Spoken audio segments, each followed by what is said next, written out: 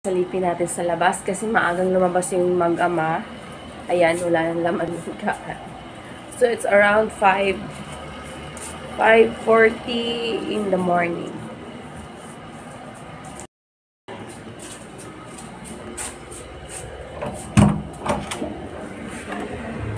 Ayan, paglabas namin.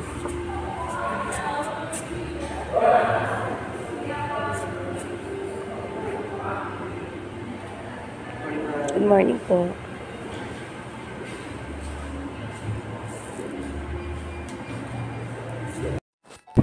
At heto na nga mga Mars. Sinundan ko ng aking mag-ama dahil wala na nga sila dun sa room namin. At dito na ako sa labas ng aming hotel. Ayan, pagkalabas masin yan na ang front beach. So, ayun pala sila. Ayun, dun na sila.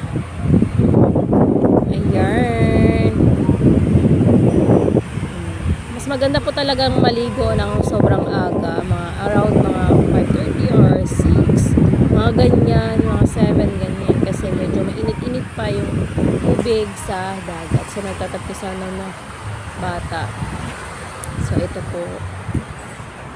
Yan. Wala po masyadong guest ngayon yung isla kasi low season pa. So, maybe next week or another week.